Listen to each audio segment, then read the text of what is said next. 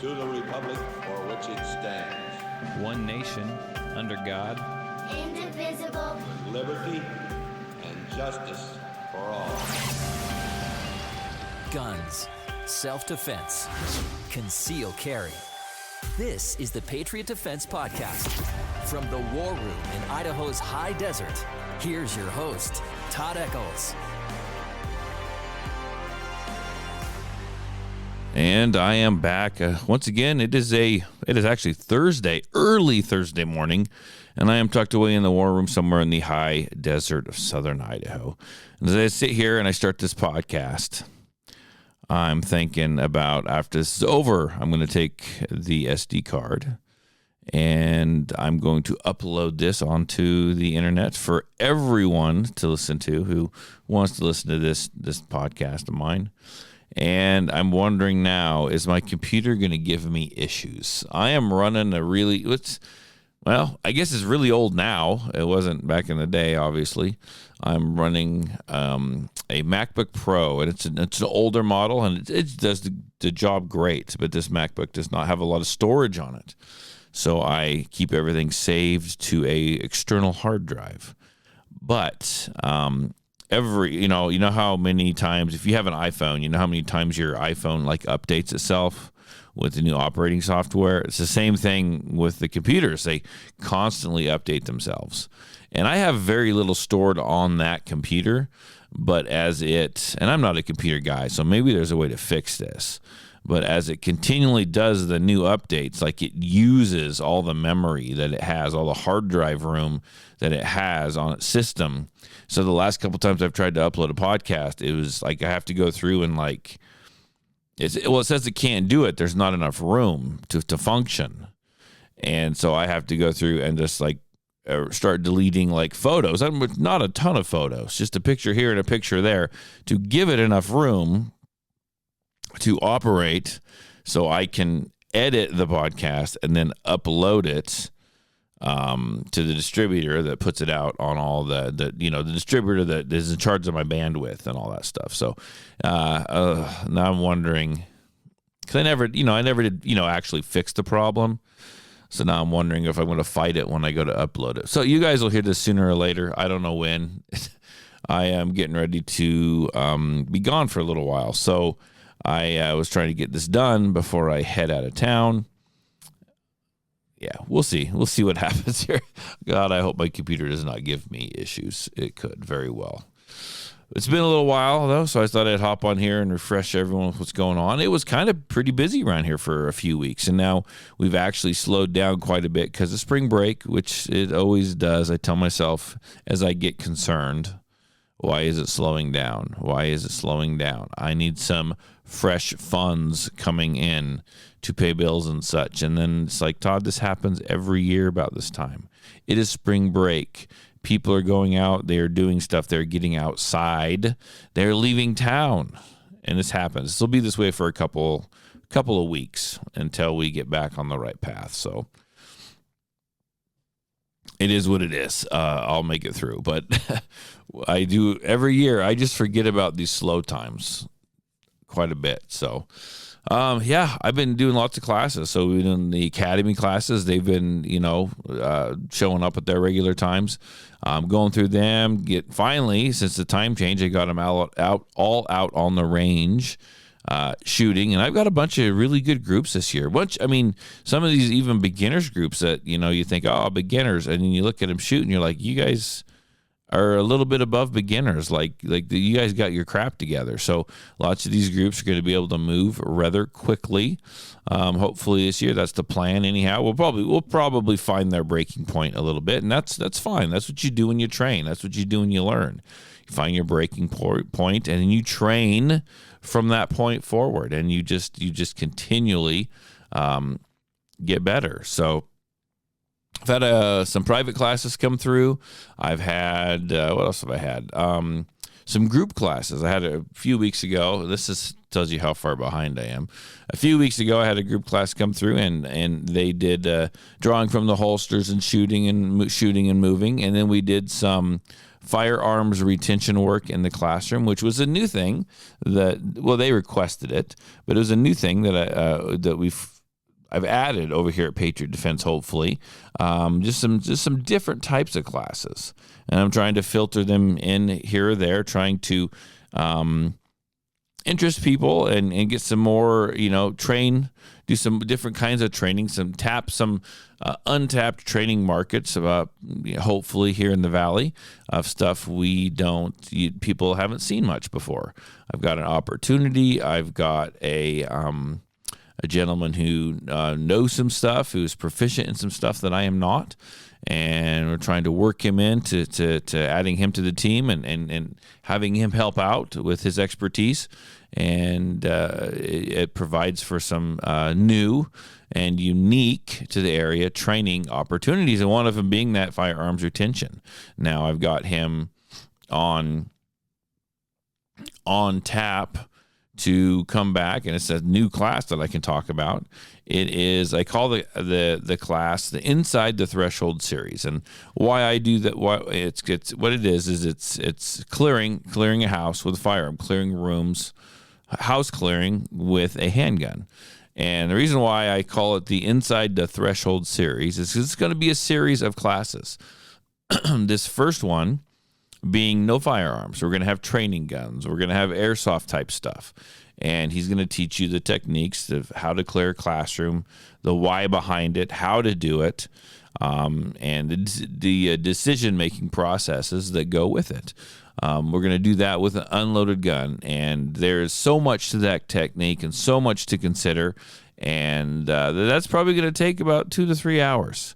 And then we'll come back, and there'll be another class where we do the same thing, but we do it live fire. There's going to be like a live fire style version of it. Now, obviously, you're like, Todd, you don't have any houses that we can shoot in. You don't have a shoot house on your property. You're right, I do not. But you can do a lot with rope, with barrels. Use your imagination. There's not a lot of shoot houses available to the public, if available at all, that you can use. So this will be a interesting class, I think. I'm excited for it. Hopefully we gain some traction with it, and we can kind of see where it goes. Now, the same gentleman, as long as he can make the time work, his name is Tim, as long as Tim can make the time work between his work schedule and his family and stuff, he will be coming back and doing some basic rifle classes and even some house clearing with a rifle. So we got lots of good stuff in the works. Now, Tim, I should get him on the podcast, actually. That'd be a good idea. Tim, if you're listening, you got to get on this podcast. Maybe when I come back to town, you can talk about these classes. But Tim has got a background. He wrote it up for me. I don't have it in front of me, of course. Why would I be prepared at 4:30 in the morning when I'm recording this? Tim spent lots of years in law enforcement. He is, and I'm going to butcher this, and he'll let me know. He's a black belt and an instructor at Taekwondo, and Aikido, all kinds of stuff. Like, this guy is just a wealth of knowledge, and I feel blessed and lucky to have him here and have him available and willing to help out with some classes and get some different type of training out for Patriot Defense. So I really look forward to it being just an awesome, exciting summer. Now, I have talked about purchasing a new firearm. Now, I ran out and I got the Canic Prime. You guys have heard me talk about this gun on and on and on. And I finally got one, and it is mine. And I bought it with the goal of it being a class gun or something that I have other students shoot when they're here looking for firearms, new shooters wanting to buy something. And so it is there, and it is available, and it has already been put into use quite a bit, actually. I've probably shot the gun 4 times myself. It's probably been shot a couple hundred by students and people that just wanted to try it out. I even had the idea of having it as a gun for my son to shoot, my 12-year-old. Right now, he's taken some classes out here, and he is shooting the Canic TTI Combat, and it's a great gun for him. It's a little big, but he shoots it really well. And he might end up shooting the Prime as well, but I've got to get an optic on this thing. I have not splurged to get an optic yet. That might be a couple months down the road. We'll see what happens. But once that happens, he'll probably be shooting that a whole bunch. I would imagine. I am looking at getting him a holster made for the TTI. He'll need a OWB, outside the waistband holster, for some classes that he's in, and teaching my 12-year-old how to draw his firearm. So I have another son. I have 5 kids. And my other son is almost 21 years old, and he likes to shoot as well. But he is never, when he was this age, was I doing this? I don't remember if I was or not, but he was busy with other things. So, I mean, he likes to get out and shoot, but not necessarily like this kid does. And he's out here taking classes and learning, and he enjoys it. So we're going to see, we're going to get him on the right path and teach him how to draw that firearm and shoot it at a rather young age, at least for the kids in my family.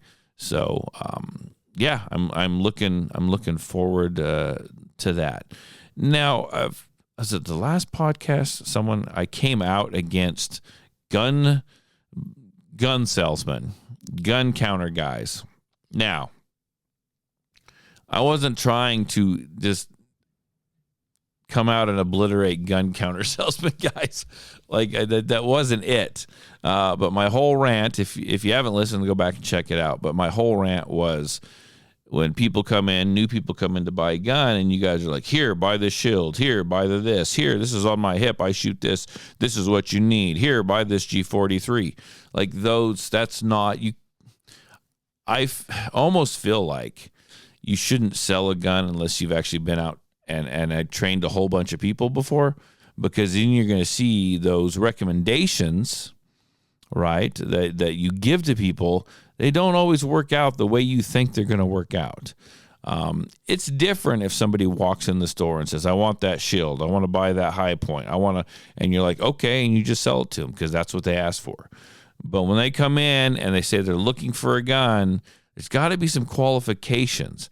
And I'm going to just still say it's really hard to do if you've never seen a new shooter in action on the range with different firearms.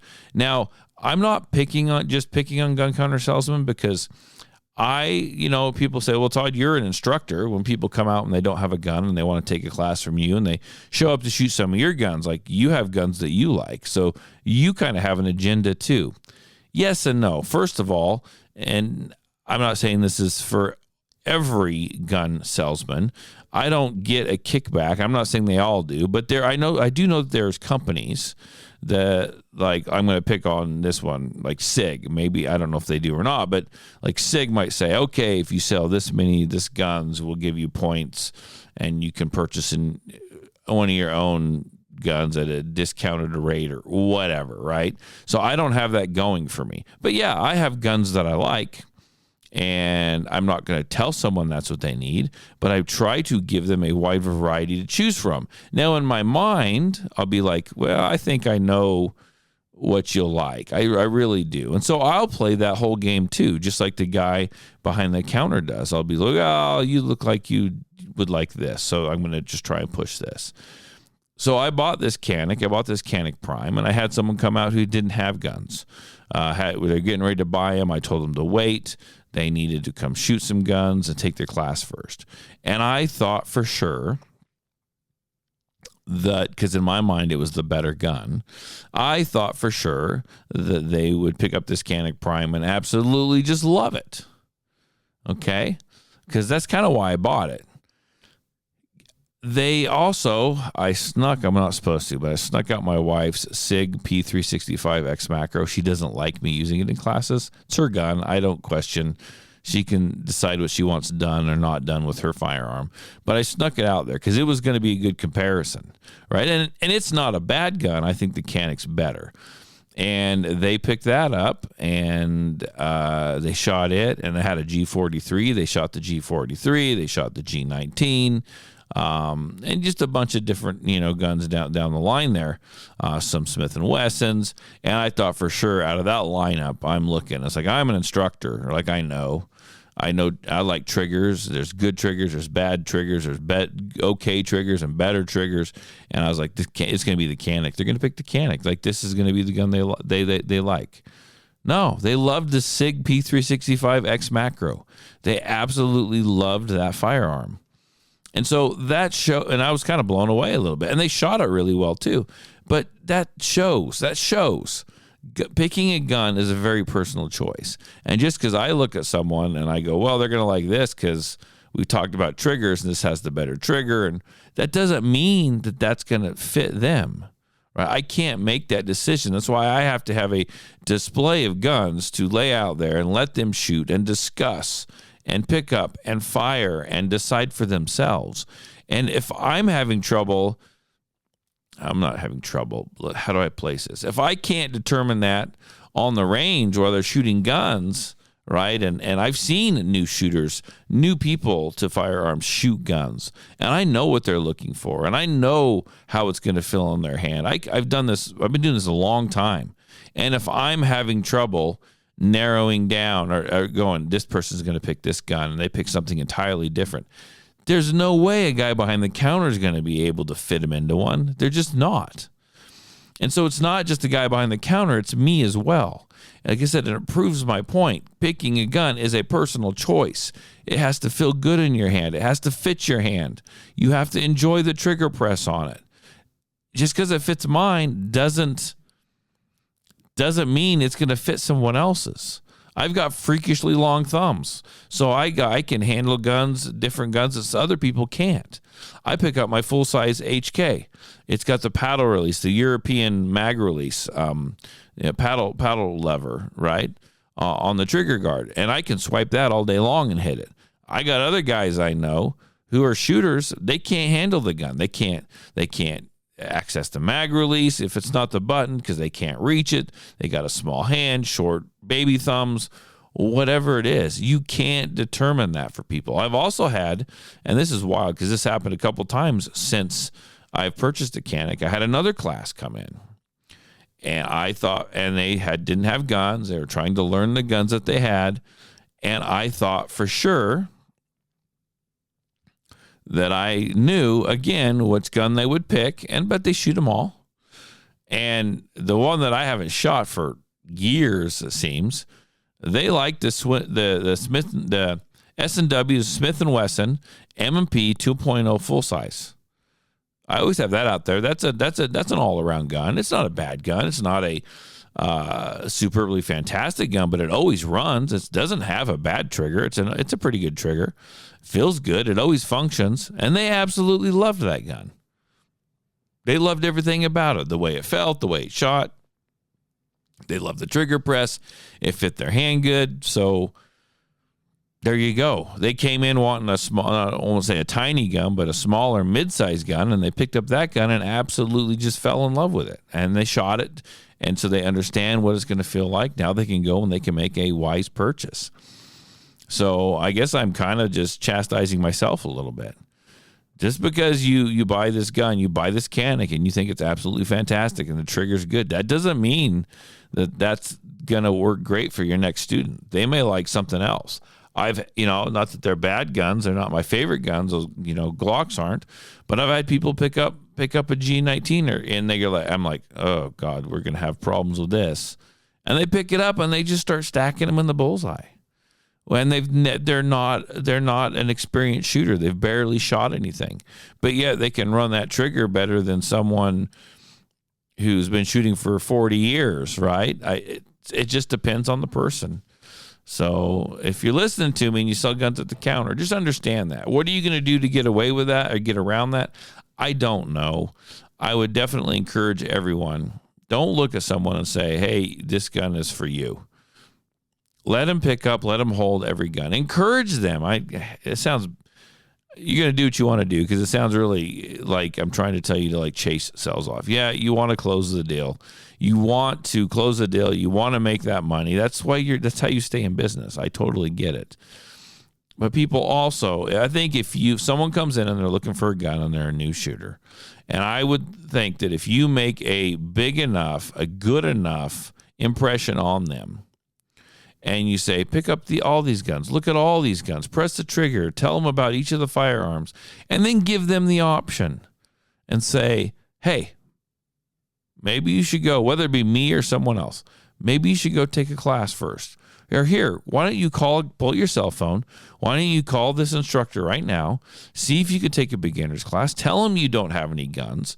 You don't have a gun. Tell him you'll provide the ammo and see if he's got a bunch of guns that you can shoot to help decide which one to buy. I think that would go a long ways rather than just throwing someone in a firearm that is not going to work for them. And maybe they don't know that till they get out on the range and shoot it. I think that's a poor way of doing business. Granted, you're going to get a sell and you're going to make some money, but are you going to have a repeat customer? I don't know. Here I am. My business hangs in just enough to pay the bills. I'm not getting rich, and I'm telling other people how to run their businesses. That's par for the course. So that's got kind of this morning voice thing going on here. But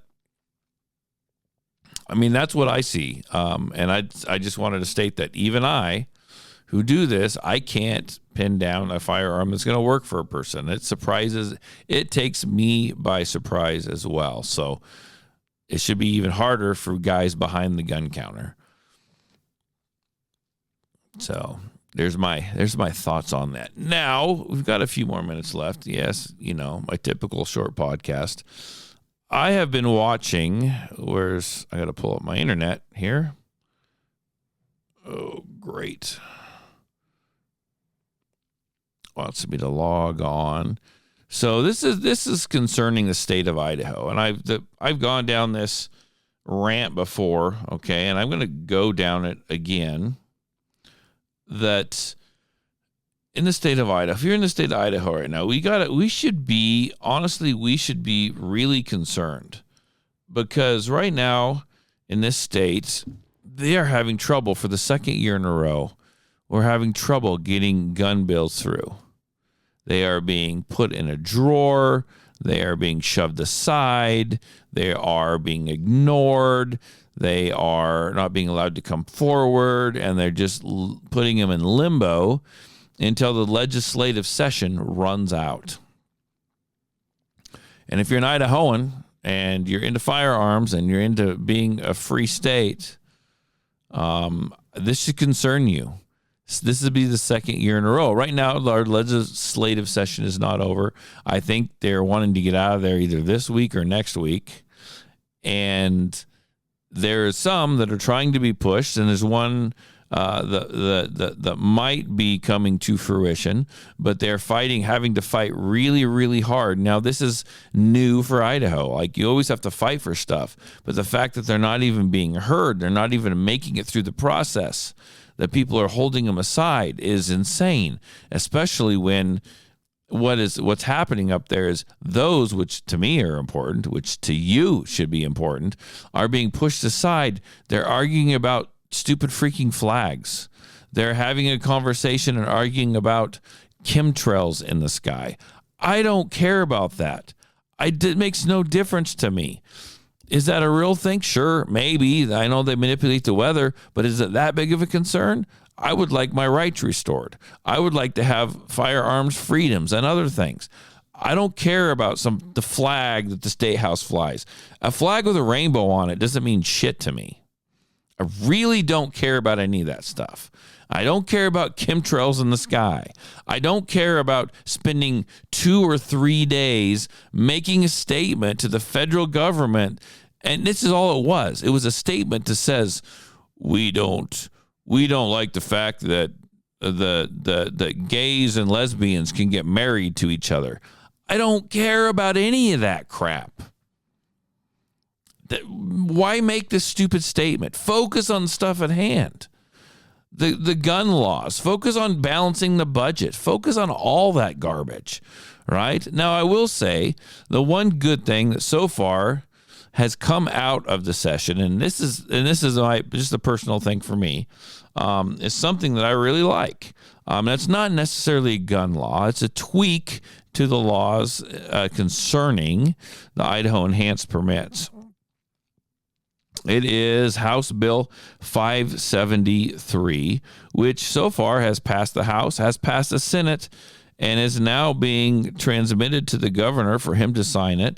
And it would allow me to be able to teach the law enforcement portion of the Idaho Enhanced Permit class. And I am looking forward to that for years. And now my law enforcement partners, the guys that I've had help me, have done a fantastic job. And I will say this, they've done a fantastic job on their personal time. They have to come out here. Now, they get paid, but they have to come out here and they do the law portion of my permit class as is required by state law. Okay, they've always done great, but yet there's been freedoms and you've taken away, I feel, to where I can't freely schedule a class whenever I want, and then other people compete against me because they're law enforcement who also teach the class, and they can undercut me because they don't have the overhead that I do, because my tax dollars have funded them and paid for their training to then get the training they need to compete against me. It's a whole thing for me, okay? But this actually looks like it's gone through, and I think all it has to do is be signed by the governor. So I think it's an in. No one has voted against it in the House. No one voted against it in the Senate. So I think it's pretty much a done deal. Now, this is probably not important to anyone but me. I totally understand that. Is this a gun bill? I don't know. I think this is a rule. This is a requirement tweak is what it is. And it says that if this, is signed off on and everything, it says that if you are a firearms instructor in the state of Idaho and you have been teaching the Idaho Enhanced Permit class for 8 years, for at least 8 years or more, you are then valid to teach the law enforcement portion or the lethal force law portion of it on your own without using a law enforcement officer or an Idaho attorney. So I've been added to the list of okay people to do so, and that's awesome. I'm looking forward to that so much. Not having that extra overhead cost, that means I can pay my range guy a little bit more, which on all honesty, that's where the money should be going anyhow. More money should be going to the range guy that is there. He already is compensated, but I can compensate him better now. And he is there. He's the one providing the safety. He is helping the students hands-on. And I think that is the better way. That's the better money spent, I think, right? And so I look forward to doing that. So it's honestly not a money thing for me, because I'm just going to transfer that cost over to my range guy. So that's not even a thing for me. It is the fact that I have the freedom to schedule when I want to schedule. It is the fact that I don't have to worry all the time. I don't have to count on other people showing up for my class to be a success. Now, I've never been left in the lurch, and my guys have been really, really good about that. And I super appreciate that. They have never left me hanging. I've always found someone, but they have lives too, and stuff happens. They are on call for their work, their main jobs, which pay a lot more than I'm paying them, and stuff happens. And that's always on the back of my mind. Always on the back of my mind, like, what's going to happen now? Are they going to get called out? They're working a night shift.